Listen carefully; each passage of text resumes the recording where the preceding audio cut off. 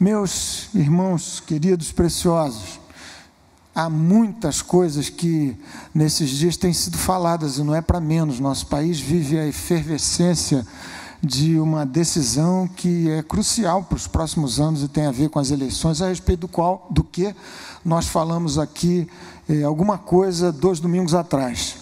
Acontece que todas essas discussões vão para lá, vêm para cá, e ao mesmo tempo aquele reloginho das ansiedades no seu coração, no meu coração, não para.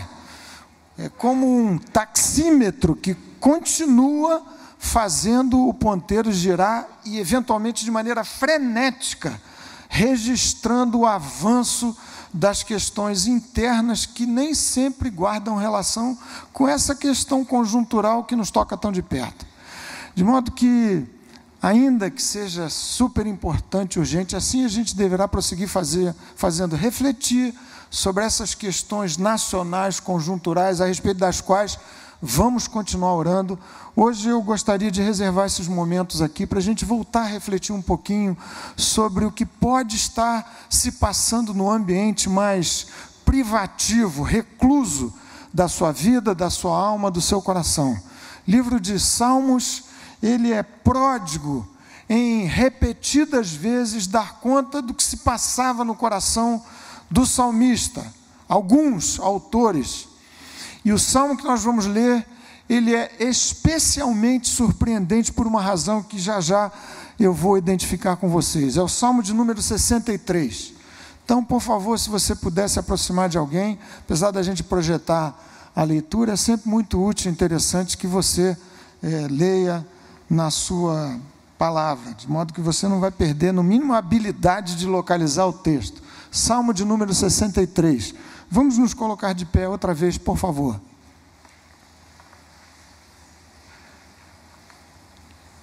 Vejam que impressionante, preciosíssima oração. Davi escreve e ora a Deus e o adora nestes termos: ó Deus, Tu és o meu Deus forte, eu te busco ansiosamente. A minha alma tem sede de ti, meu corpo te almeja, como terra árida, exausta, sem água. Assim eu te contemplo no santuário, para ver a tua força e a tua glória. Porque a tua graça é melhor do que a vida. Os meus lábios te louvam. Assim cumpre-me bendizer-te enquanto eu viver. Em teu nome levanto as mãos. Como de banha e de gordura farta-se a minha alma, e com júbilo nos lábios a minha boca te louva. No meu leito, quando de ti me recordo e em ti medito durante a vigília da noite, porque tu me tens sido auxílio.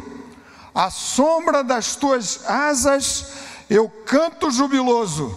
A minha alma apega-se a ti, a tua destra me ampara. Porém, os que me procuram a vida para destruir, abismar-se-ão nas profundezas da terra. Serão entregues ao poder da espada e virão a ser pasto dos chacais. O rei, porém, se alegra em Deus. Quem por ele jura, gloriar-se-á, pois se tapará a boca dos que proferem mentira. Amém e amém. Essa é uma incomparável e poderosa palavra, é a palavra de Deus, que por si tem poder. Nós acabamos de ler a palavra inspirada de Deus, bendita a palavra de Deus. A expectativa no meu coração é que ela por si e pelo Espírito de Deus que a inspirou, também lançando luz no meu coração e no seu, nos abençoe nessa noite. Palavra maravilhosa, inspirada pelo Senhor. Você pode se assentar. O texto, o verso-chave dessa oração, sem dúvida, é o verso 3. Porque a tua graça é melhor do que a vida.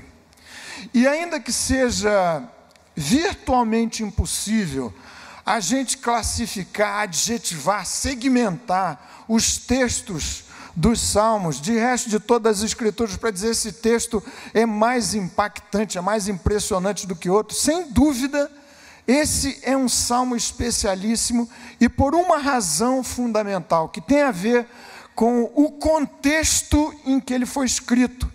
Esse é um salmo que apresenta um contraste chocante entre as condições que vivia o autor da oração, da expressão de adoração, Davi, rei, e a intensidade, o ardor, o fervor da sua oração e da sua adoração mencionada nos termos desse salmo. O que Davi vivia aqui, para quem conhece o quadro e o texto, aparece na descrição, no título, na introdução do salmo, o texto do segundo livro de Samuel, capítulo 15, era um homem virtualmente desempregado e em grande estilo. Rei, colocado no trono por designação do próprio Deus, e de repente se via às voltas com uma rebelião dentro da sua casa. Seu filho, querido do seu coração, Absalão, o havia traído, e ele se via às voltas com essa revolta interna e perdia o emprego. Dessa maneira abrupta, chocante, exilando-se com todo o povo. O texto diz que enquanto Davi fugia da rebelião de Absalão, toda a terra chorava em alta voz.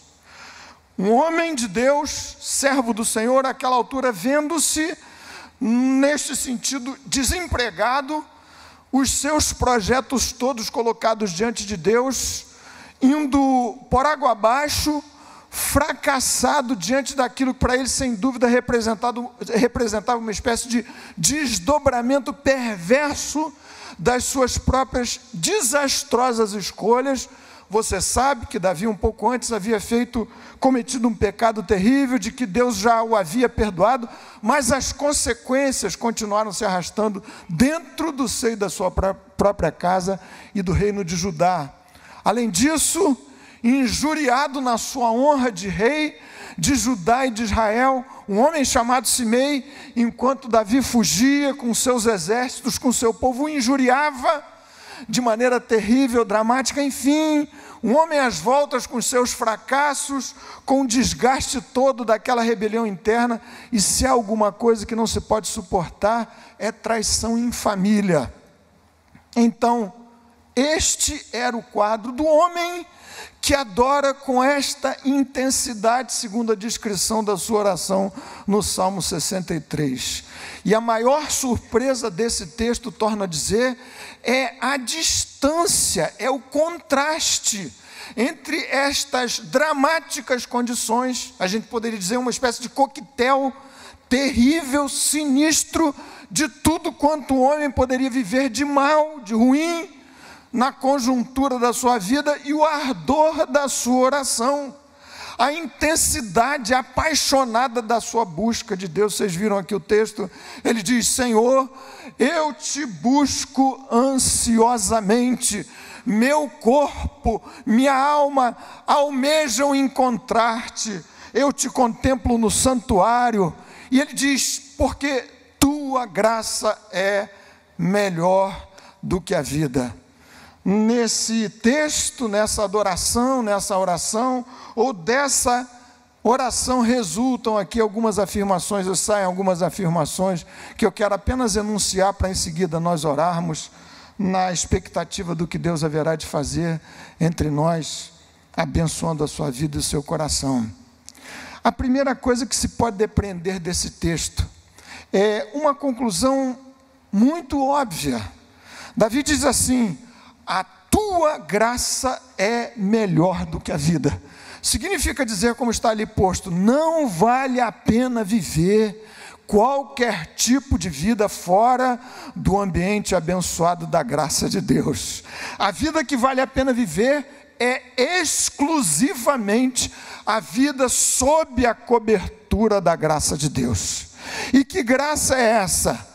o amor incondicional de Deus, a bondade do Senhor para a minha vida, a companhia aquecedora do Espírito Santo no meu coração, vida derramada, ungida, abençoada pelo Espírito de Deus, que fez um dia um povo de Deus, tal como estamos aqui, ser confundido com gente embriagada lá em Jerusalém.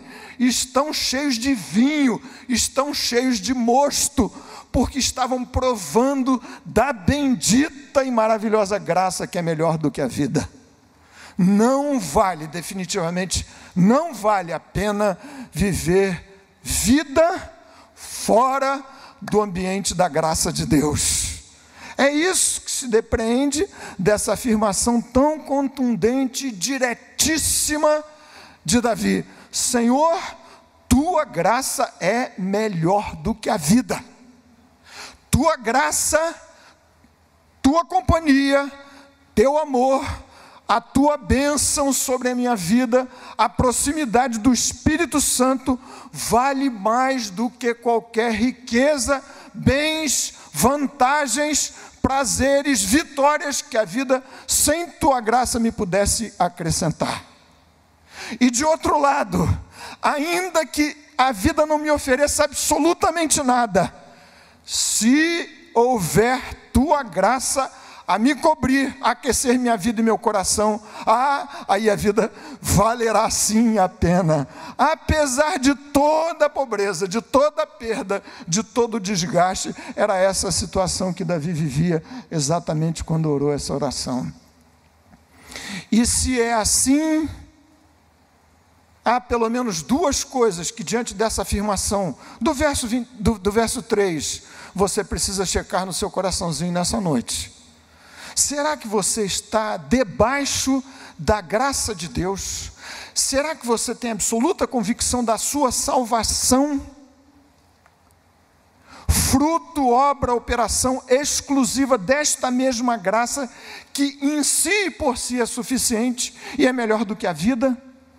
Efésios capítulo 2, versículo 8, verso clássico, nesses dias de recapitulação dos eventos da reforma protestante do século XVI. É bom que a gente se lembre da graça salvadora, da graça insubstituível. Será que você já foi alcançado pela graça? Paulo diz: pela graça sois salvos, e isto não vem de vós, é dom de Deus, não de obras, para que ninguém se glorie. A mesma graça que salva é a graça que alimenta o seu coração, a sua vida, e precisa alcançar você em todo o tempo. Graça melhor do que a vida. Se você já foi alcançado por esta graça, e compreende, como Davi, que a graça de Deus, o seu amor, a sua operação a seu favor e a meu favor de modo imerecido, Deus tomando a iniciativa de vir na minha direção, perdido pecador, a companhia do Espírito Santo na minha direção, a me aquecer o tempo todo. Se esta graça é melhor do que a vida, por que será então que frequentemente eu me disperso em busca de tantas outras coisas paralelas, senão na graça de Deus ou em torno da graça de Deus? A tua graça é melhor do que a vida, diz o texto. Existe uma segunda afirmação que se pode fazer, derivada dessa expressão de adoração de Davi. Quanto maior for o contraste, a respeito do qual eu mencionei um pouquinho antes, entre a aspereza das conjunturas, o que você vive, a dureza da vida, as condições que lhe estão sendo impostas por mil razões, tal como acontecia com Davi. Quanto maior for o contraste entre estas condições, as conjunturas a envolverem sua vida ásperas, duras, difíceis, sinistramente contrárias, e a intensidade do seu clamor, da sua adoração, maior é a maturidade da sua vida, maior é a profundidade do seu compromisso com Deus e da sua experiência espiritual. Se há um termômetro infalível para avaliar a temperatura do crente em Jesus, este termômetro tem a ver com a forma como você se entende com Deus em situações desfavoráveis assim, tais como aqui as que envolviam a vida de Davi. Porque quando tudo falta, quando a oposição parece completa na direção da sua vida, e você persiste em buscar a Deus desta maneira sôfrega, ardente, ardorosa, fervorosa, o coração inteiro diante de Deus para dizer: Senhor, ainda que me falte tudo, tua graça não me pode faltar, porque ela vale mais do que uma vida rica, abençoada, seja do que for. Tua graça é melhor do que a vida. Aí então você tem experimentado de fato experiência profunda e intensa com Deus. Mas há uma terceira condição que se pode, uma terceira afirmativa que se pode fazer a partir dessa oração de Davi. Nós vimos aqui presbítero Ângelo falando na semana passada, mais ou menos assim, e eu vou repetir essa terceira afirmativa desse texto. As melhores oportunidades de desenvolvimento da sua fé em Jesus acontecem ou se dão nos mais difíceis cenários para vivência da sua própria fé. Quando as coisas apertam na direção da sua vida, quando o cenário é áspero, é difícil, é contrário, aí você tem o melhor dos laboratórios para desenvolver sua fé na experiência sua na vida com Deus. Não existe curso melhor do que o que condições desfavoráveis lhe podem oferecer para você crescer na sua fé em Jesus. Texto de Paulo na sua segunda carta aos Coríntios, capítulo 12, versículo 9. Você deve se lembrar, você que conhece as Escrituras. Paulo sofrendo de alguma coisa que o texto classifica como sendo um espinho na carne, possivelmente uma enfermidade física ou qualquer outra condição difícil contra si, a respeito do qual insistentemente Paulo orou a Deus 3 vezes, diz ele: pedi ao Senhor que me livrasse daquele espinho, até que o Espírito de Jesus lhe segredou desta forma: Paulo, a minha graça te basta, porque o poder se aperfeiçoa na fraqueza. A melhor das escolas para o seu crescimento, para o meu crescimento, na minha experiência com Deus, é a escola montada por circunstâncias difíceis e desfavoráveis contra si. E há ainda uma quarta conclusão exarada, tirada desse texto aqui, da oração de Davi, que eu quero anunciar para a gente logo em seguida orar. Quem experimenta a graça de Deus, tal como Davi, quando todas as outras riquezas, haveres da vida lhe faltam, este que consegue experimentar esta graça melhor do que a vida, nestas circunstâncias, está livre para usufruir das riquezas da vida, sem decair da graça. Você deve se lembrar do que se passou na experiência de Abraão, homem de Deus, que recebeu como promessa do Senhor o filho abençoadíssimo da sua velhice, herdeiro, objeto de todos os seus sonhos, dos seus ideais. Deus lhe concedeu um filho na sua velhice, e lá pelas tantas o Senhor mesmo pede esse filho de volta. Muitas coisas a gente poderia pensar a respeito desse teste, dessa prova dramática que Deus propôs para o seu servo querido, pai da fé, Abraão. Mas entre outras conclusões, certamente aquele texto me permite pensar que Deus proporcionou para Abraão a oportunidade de usufruir do seu filho de maneira livre, bênção de Deus, mas que de certo modo já deixava de ser bênção para ser fonte de preocupação máxima, de apego máximo, de prioridade no coração do homem de Deus Abraão. E assim pode acontecer comigo e com você, até quando se trata de usufruir de bênçãos que nos venham de Deus. Se você consegue provar da graça, que é melhor do que a vida, quando tudo lhe faltar, ou pelo menos as coisas que você considera essenciais para viver bem, tudo faltando, ou estes elementos essenciais a lhe faltarem, Graça, bênção, insubstituível graça melhor do que a vida. Você haverá de ser um homem de Deus, uma mulher de Deus, livre, para enriquecer-se de bênçãos, sem que estas bênçãos se tornem um peso no seu coração, uma idolatria na sua vida, no final das contas, um algoz a aprisionar a sua vida e o seu coração. Tantas coisas que há para usufruir na nossa vida e na nossa experiência com Deus, mas frequentemente a gente se vê às voltas com a troca de amores, de valores, de escoras da nossa vida, inclusive escorando nossa vida em coisas que nos vêm de Deus.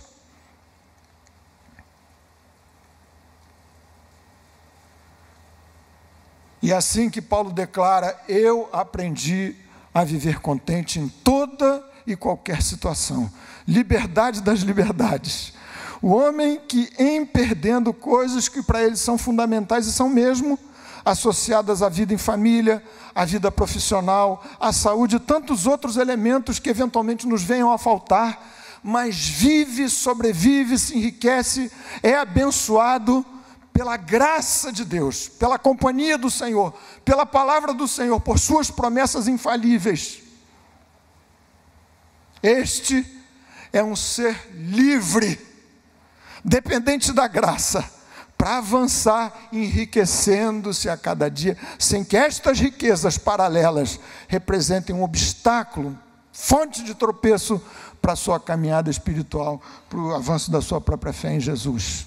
Finalmente, meus queridos irmãos e irmãs, eu quero dizer para vocês que esse texto, essa oração tão especial, que bem recentemente a gente leu aqui num culto pela manhã, vale dizer aqui em quinto lugar, que há fartura da graça de Deus para quem fizer do deserto estas difíceis condições num santuário de adoração ao Senhor.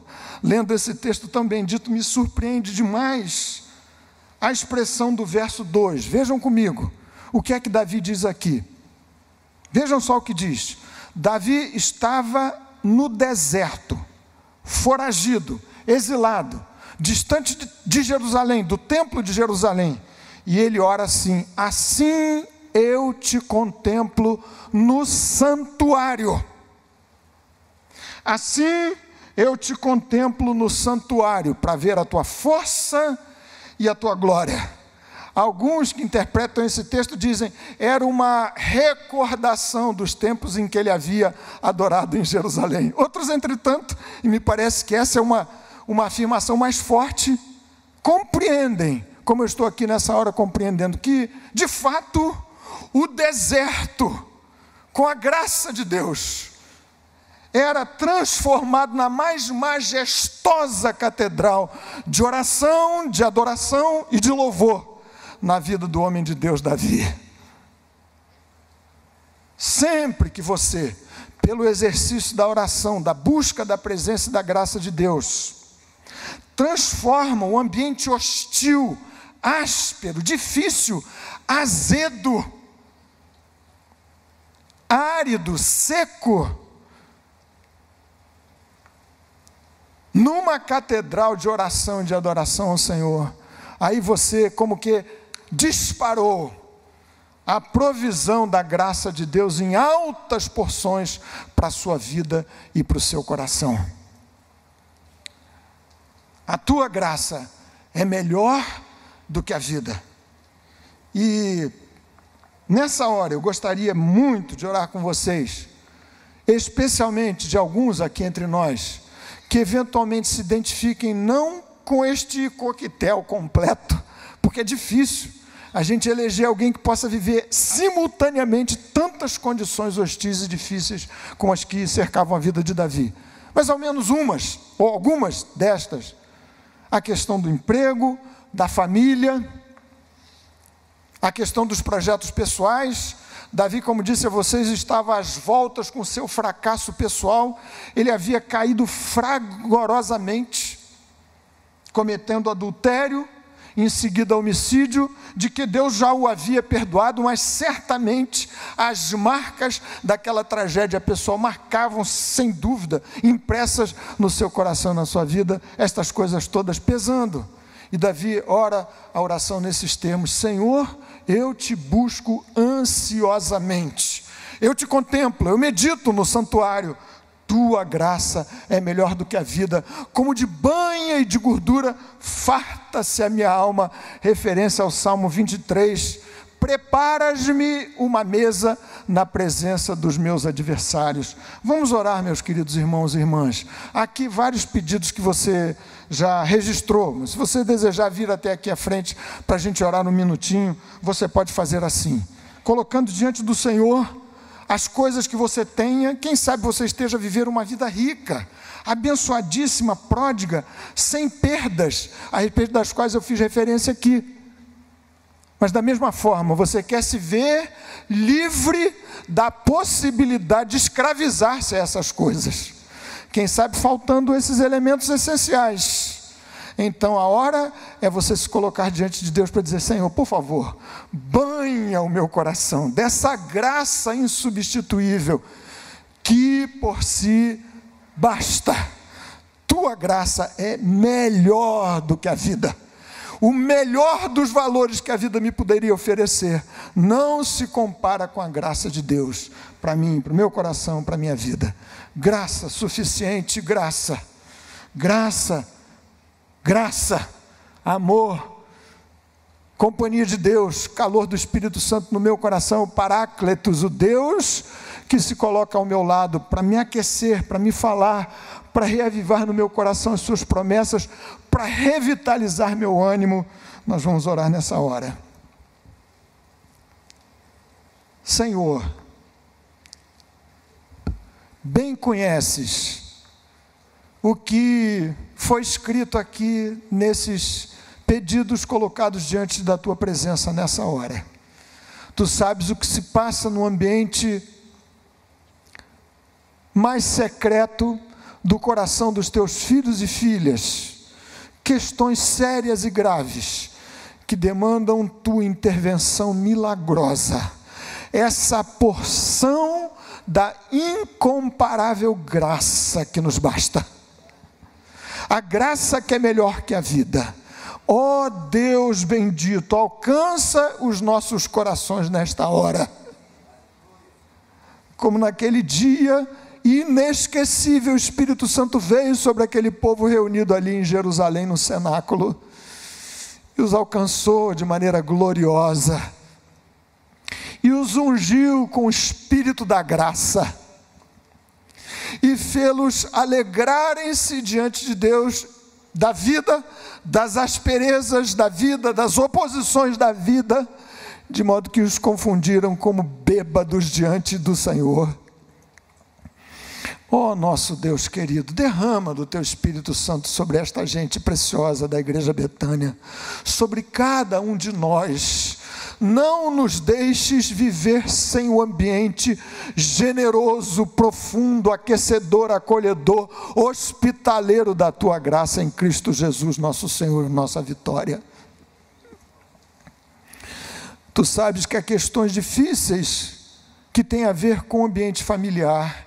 Em nome de Jesus, intervém agora e derrama uma porção da tua graça nestas casas, nestas famílias. Senhor, questões difíceis que têm a ver com a saúde.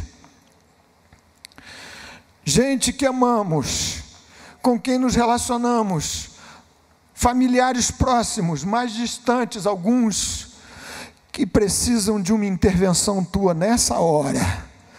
Seu corpo, sua alma, seu espírito, ó meu Deus, alcança-os agora mesmo com a graça que é melhor do que a vida. Senhor, as confusões que na mente, no coração de alguns têm sido plantadas de maneira insidiosa, perversa, tenaz, pelo adversário da nossa vida e da nossa alma, desassossegando o coração, tirando o sono, produzindo longas e difíceis vigílias da noite. Ó meu Deus querido, que o Senhor repreenda todo o mal nestas vidas, em nome de Jesus. que nestas noites difíceis, teus filhos e filhas recordem-se de ti, da tua palavra, das tuas promessas, e bebam e sorvam, e usufruam de maneira generosa, gloriosa e completa da tua graça, que é melhor do que a vida. Obrigado, ó Jesus, por tua companhia conosco, por teu Espírito entre nós, por tua operação milagrosa que já determinou a vitória e a solução destas questões que foram colocadas diante do teu altar agora. Oramos em nome de Jesus, fiados na tua palavra e no teu poder, e absolutamente dependentes da suficiente graça de Deus em Cristo Jesus. Em nome dele, amém, amém, amém.